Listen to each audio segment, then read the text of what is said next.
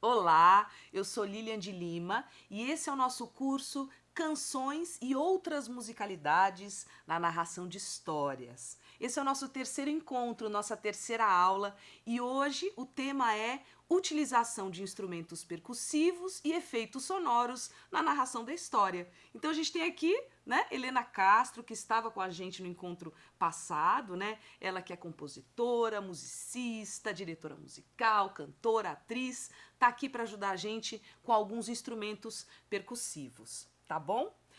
Eu queria começar hoje falando um pouquinho como é que funciona cada instrumento em relação à emissão do som. Então a gente viu alguns instrumentos melódicos harmônicos no encontro passado, vamos retomar eles hoje? Vamos começar com a flauta, Helena?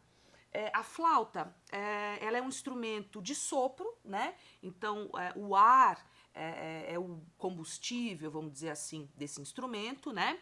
E normalmente o som ele acontece em 4 passos, é um processo de 4 passos. Primeiro é o contato entre duas superfícies, né? Através desse contato a gente tem a vibração desses materiais, né? E depois da vibração a gente tem a emissão das ondas sonoras, que a gente não vê, mas elas são emitidas. A gente vê quando a gente joga uma pedrinha, né, no rio, que a gente vê aquelas ondas acontecendo, né? Então essas são as ondas sonoras e no final a gente tem a ressonância dessas ondas sonoras em cavidades, em paredes, né, dependendo do instrumento. Então a flauta, por exemplo, né, a gente tem o ar, né, pensando nos materiais, o contato dos materiais. É o ar passando aqui por esse orifício primeiro, né, Helena? Isso. E aí ele vibra, né, ó. Ele vibra aqui por esse orifício, emite as ondas sonoras aqui nessa coluna de ar, nesse tubo de ar, e o dedo da Helena vai determinando, né, as notas que são feitas. O que a gente escuta é a ressonância dessas ondas sonoras que entram aqui na coluna de ar e batem na parede da flauta.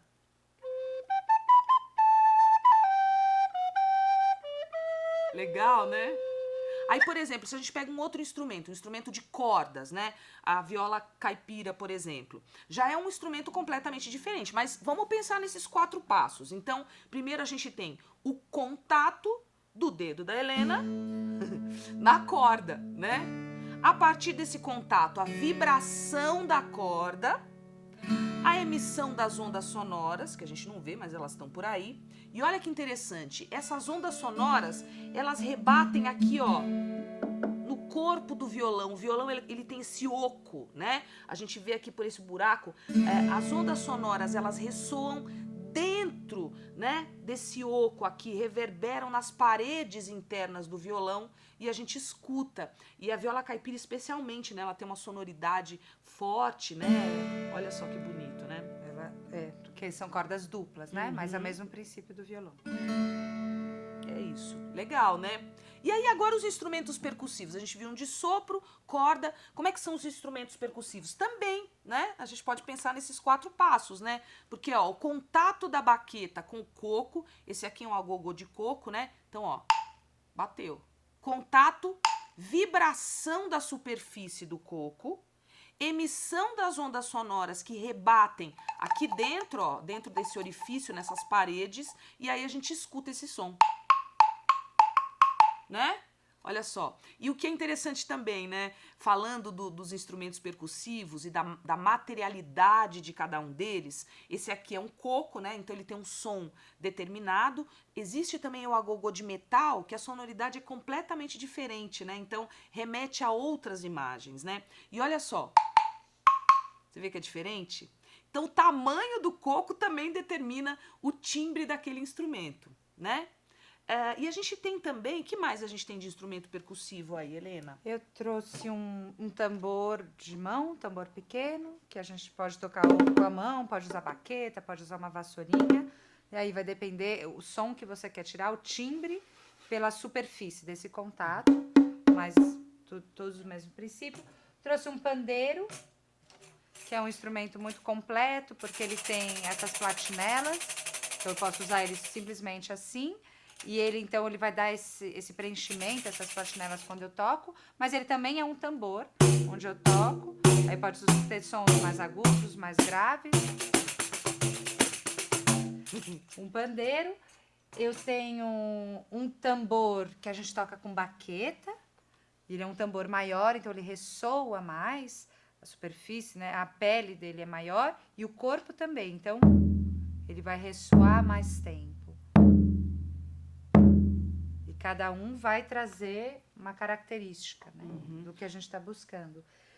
Eu trouxe um pin, e principalmente para mostrar, como você disse, o agogô de metal, ele vai trazer outro timbre. E justamente os metais, eles trazem esse ambiente mais mágico. Né? Tudo que é pele, madeira, vai trazer algo mais terreno. Tudo que é mágico, mais celestial. Aéreo, né? Mas que tem a ver com essa magia, não desse plano concreto, mas algo de uma magia. Então, o metal vai trazer, né?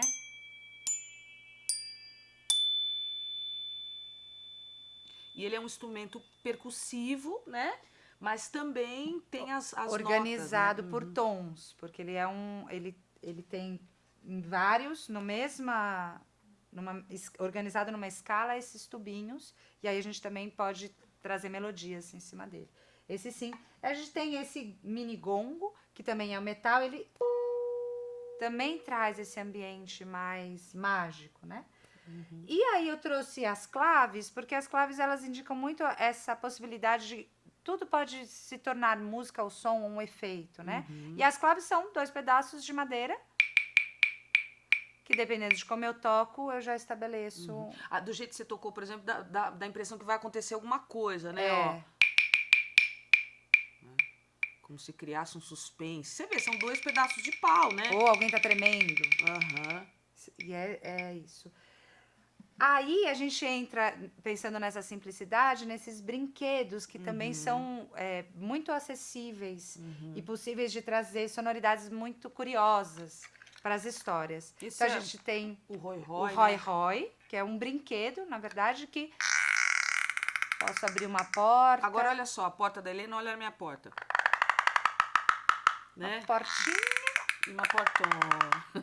E ele é um brinquedo de rodar, né? Então ele também traz esse outro som. Você vê que é outra coisa. Então, o tamanho, né? O que a Helena tá usando é um pouquinho menor. Então, o tamanho determina, né? Mais agudo, ou popularmente mais fino, né? E mais grave, ou popularmente, né? Mais grosso, né? Então, o tamanho também determina.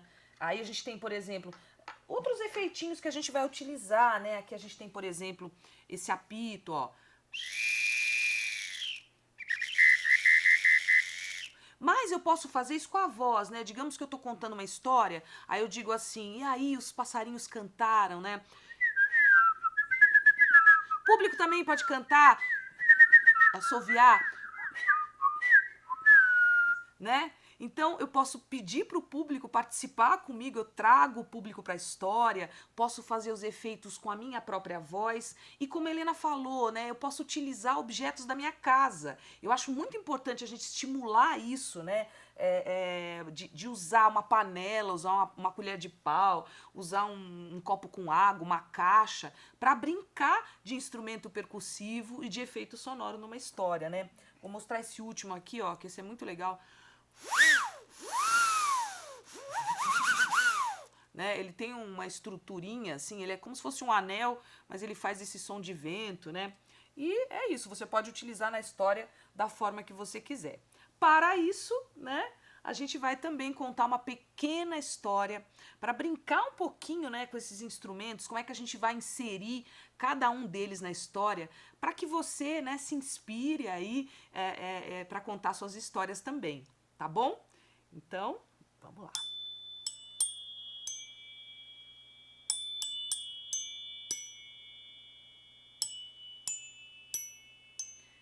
pinguim imperador.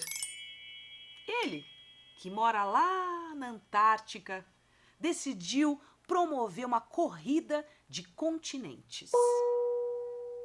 Cada um dos animais iria representar o seu continente. Primeiro, lá da Ásia, veio o tigre.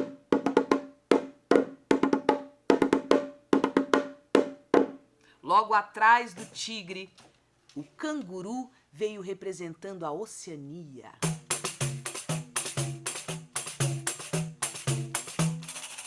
Pulando, como sempre. Lá da Europa, veio a lebre, lépida, rápida, leve. Lá da África, veio a hiena, que não parava de rir.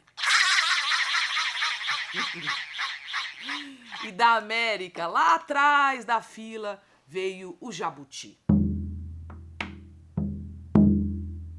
Andando no seu ritmo, calmamente, até chegar ao local de largada.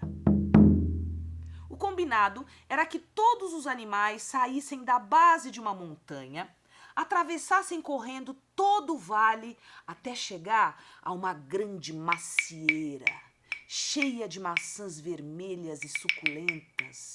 E aquele que ganhasse a corrida ia ganhar todas as maçãs. Todos os animais estavam preparados e o pinguim imperador deu a largada.